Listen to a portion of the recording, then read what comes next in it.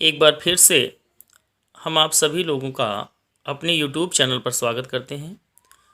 जितने भी विद्यार्थी मेरे YouTube चैनल से जुड़ते हैं उन सभी प्यारे विद्यार्थियों को साई स्नेह, और जितने अभिभावक और मित्रगण मेरे YouTube से जुड़ते हैं उन सभी को मेरा प्यार भरा नमस्कार और नमस्ते।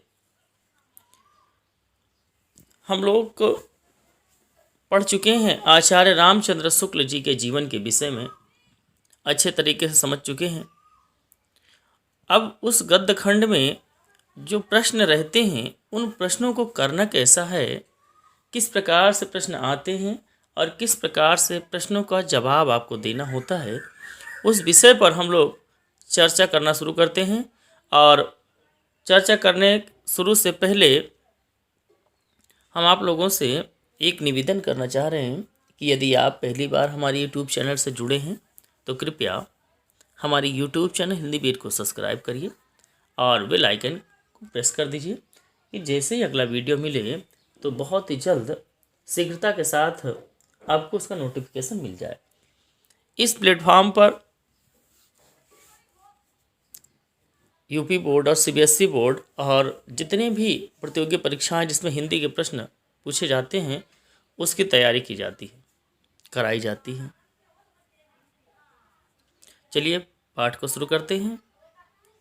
जैसे अभ्यास प्रश्न आपको दिया जाएगा ऐसे ही परीक्षा में प्रश्न में पूछे जाएंगे। और उसमें करना कैसे है, देखो ये गद्यांश एक दिया जाएगा, आपको दो गद्यांश रहेंगे अथवा करके उसमें से एक करना होगा। तो एक कैसे रहेगा, जैसे लिखा है हम लोग कच्ची मिट्टी की मूर्ति के समान हो रहते हैं।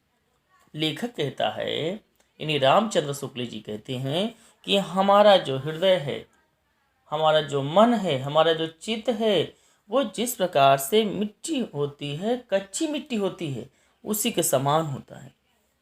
जिस प्रकार से कच्ची मिट्टी के घड़े को कुम्हार चाहे कुल्हड़ बना दे, चाहे बड़ा समट का बना दे, छोटा समट का बना दे, किसी भी रूप में डाल सकता है, उसी प्रकार हम अपने आप को जिस रूप में चाहें उस रूप में बना सकते हैं।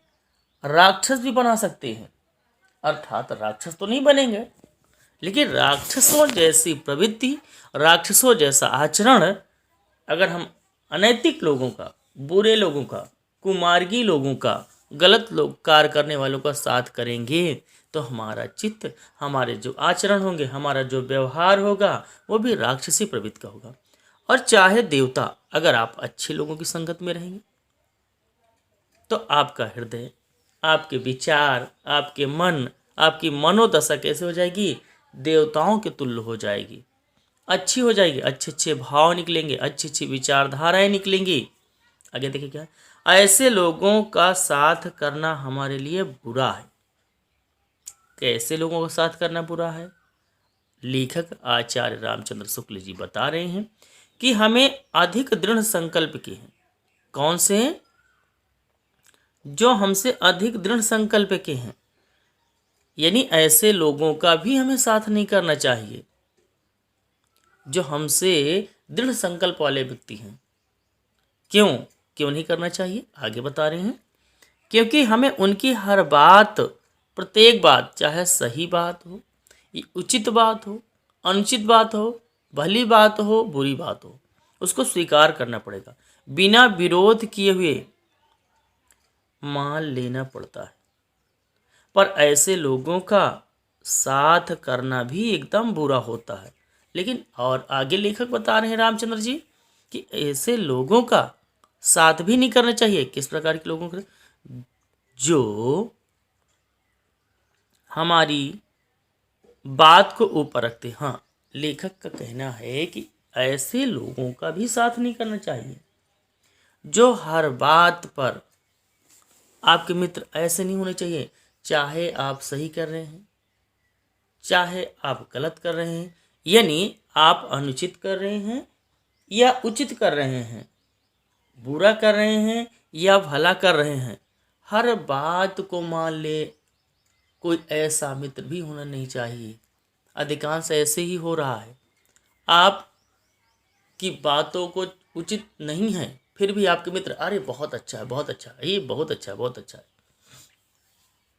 क्यों ऐसा नहीं करना चाहिए? क्योंकि ऐसी दशा में ना तो हमारे ऊपर कोई दबाव रहता है और ना हमारे लिए कोई सहारा रहता है। समझ के? गद्यांश इसी प्रकार से दिया जाएगा और इसी प्रकार से प्रश्न आपको परीक्षा में देखने को मिलते हैं। प्रश्न बना दिया जाएगा, प्रश्न कैसा रहेगा? जैसे प्रश्न दे दिया जाएगा ऊपर, ये तो गद्यांश का संदर्भ लिखना है और फिर उसके बाद रेखांकित अंश की व्याख्या। अभी हम नीचे बता रहे हैं कि गद्यांश का संदर्भ कैसे लिखना है। रेखांकित अंश क्या होता है? देखो यहाँ से, देखो दिख रहा है, ऐसे एक लाइन खींची हुई है, यहाँ तक खींची हुई है, पूरा ऐसे होते हुए, और यहाँ से यहाँ तक एक लाइन खींची हुई है। इसी को बोलते हैं रेखांकित अंश। अंश का मतलब होता है भाग, यानी पूरे ये जो गद्यांश है यहाँ तक, इस गद्यांश के कुछ भाग में क्या किया गया है? रेखा खींची गई है। इसकी व्याख्या करनी है। तीसरा प्रश्न आपसे पूछा जाएगा, क्या पूछा जाएगा? जैसे कि हमें किन लोगों का साथ नहीं करना चाहिए। ये सारे प्रश्न के जवाब कहाँ मिलेंगे आपको? इसी गद्यांश से मिलेंगे, ये जो दिया रह जाएगा। इन प्रश्नों को करना आसान होता है, सरल होता है, लेकिन एक बात इसमें ध्यान रखने योग्य बातें यह होती है कि लेखक का नाम आपको याद होना चाहिए। किसका नाम होना चाहिए? लेखक का नाम बहुत जरूरी होता है। लेखक का नाम बहुत जरूरी होता है। दूसरी, इन प्रश्नों को करने के लिए क्या जरूरी होता है? पाठ का नाम क्या है? पाठ का नाम, इस पाठ का नाम क्या है? मित्रता है। क्या है? मित्रता है। इन दो बातों को ध्यान में रखना। लेखक का नाम क्या है? रामचंद्र शुक्ल जी। क्या है? रामचंद्र शुक्ल जी हैं। जब तक गद्यांश वाले प्रश्न आपसे नहीं सही होंगे, जब तक आप लेखक और पाठ का नाम याद नहीं रखे रहेंगे। अब याद कैसे होगा? आपको पूरे गद्यांश को पढ़ना होगा। आगे देखिए, प्रश्न समझ में आ गई बात? हाँ, अगर लेखक और गद्यांश का नाम नहीं याद है आपको, तो 2 नंबर तो आपको चले जाएंगे, लेकिन ये और भी जो 2 बचेंगे, उन प्रश्नों को आप कर सकते हो इस गद्यांश को पढ़ करके। नहीं समझ में आ रहा था, इस पूरा गद्यांश जो इसी प्रकार गद्यांश दिया रहेगा, इसी को आप 1 बार 2 बार, 1 बार करके, 2 बार करके, 3 बार पढ़ के पढ़ लीजिएगा परीक्षा में। यह होगा, फिर आपको ये प्रश्न आपको आसानी से आ जाएंगे। लेकिन अगर गद्यांश का संदर्भ लिखना है तो लेखक और पाठ का नाम बहुत जरूरी। अब प्रश्न, इन तीनों प्रश्नों को हम करके बताते हैं, ये तीनों प्रश्न किस प्रकार से किए जाएंगे। चलिए शुरुआत करते हैं, कैसे लिखा जाएगा। मैंने टाइप करके बनाया है, बहुत ही मेहनत करके। आप ध्यानपूर्वक देखिएगा क्या है। सबसे पहले आपको पहला प्रश्न क्या था? संदर्भ लिखना था। संदर्भ पहले आपको हेडिंग लिख देना है। तो प्रस्तुत गद्यांश, गद्यांश, गद्यांश ऐसे लिखा जाएगा। ये टाइपिंग में थोड़ा सा मिस्टेक हो गया है, ऐसे करके गद्यांश रहेगा। ये शुद्ध होता है गद्यांश। यहाँ पर जो लिखा हुआ है आप लोग बना लेंगे।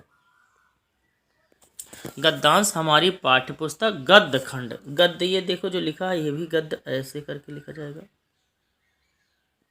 ये इसमें दा और धा दोनों रहते हैं, मैंने केवल धा लिखा है, गलती है इसमें।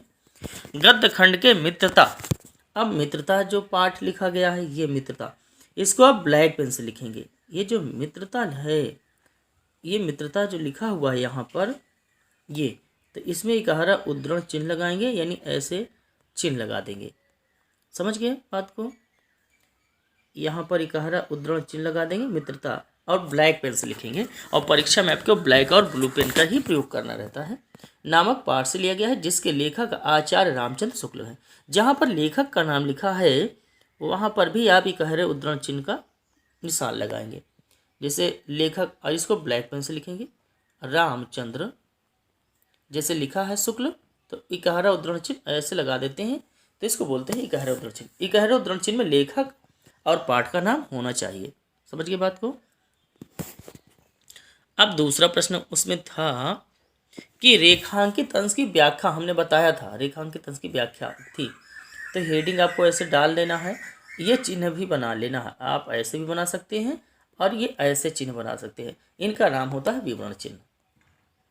आगे रामचंद्र शुक्ल जी का कहना है, रामचंद्र शुक्ल जी का, आचार्य रामचंद्र शुक्ल जी का कहना है, जब हम घर से निकलकर बाहरी दुनिया में कार्य आरंभ करते हैं, ये जो लगा है अल्प विराम, तब हम प्रायः अपरिपक्व ही होते हैं। अपरिपक्व मतलब पूरी तरह से मेच्योर नहीं होते हैं, हमारे अंदर ये क्षमताएं नहीं होती हैं कि हम उचित और अनुचित, सही और गलत, लाभ और हानि के विषय में नहीं सोच पाते हैं। उस समय हमारा मन कच्ची मिट्टी की तरह कोमल होता है। हम किसी भी स्वभाव वाले व्यक्ति के गुण को ग्रहण कर लेते हैं। हाँ, स्वभाव चाहे उचित स्वभाव वाला हो चाहे अनुचित स्वभाव वाला हो, सही स्वभाव वाला हो चाहे गलत स्वभाव वाला हो, लेकिन हम सभी प्रकार के गुणों को हमारा चित्त क्या करता है, ग्रहण कर लेता है। कब? जब हम बाहरी दुनिया में जाते हैं। क्योंकि हमें अच्छे, ये देखो अच्छे ऐसे लिखा जाएगा, यहाँ पे थोड़ा मिस्टेक हो गया है टाइपिंग में, अच्छे बुरे की समझ नहीं होती है, क्योंकि हमारा स्वभाव पूरी तरह से विकसित नहीं होता है। समझ में आ गई बात?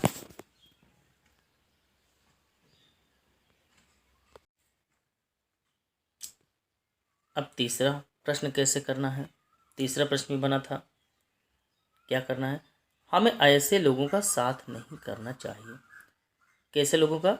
जो हमसे दृढ़ संकल्प के होते हैं।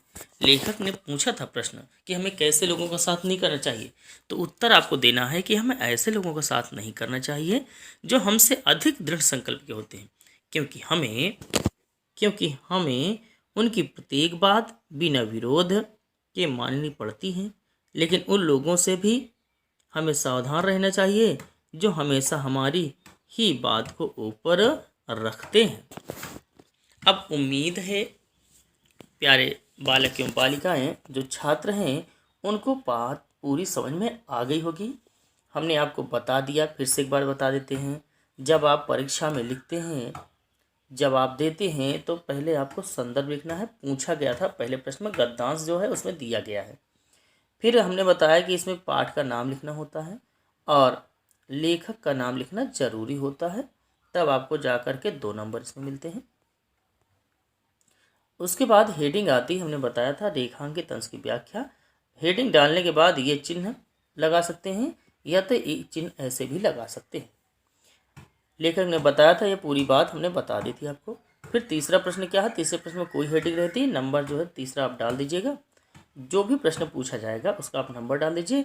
और जो प्रश्न पूछा जा रहा है, जैसे इस प्रश्न का जवाब ये था, यानी गद्यांश जो हमने बताया था, पढ़ा था, कौन से गद्यांश को बताया था कि हम लोग कच्ची मिट्टी की मूर्ति के समान होते हैं। इसमें प्रश्न पूछा गया था, हम किन लोगों का साथ नहीं करना चाहिए, किन लोगों का साथ नहीं करना चाहिए, हमने बताया ये प्रश्न था, इसका ये जवाब था।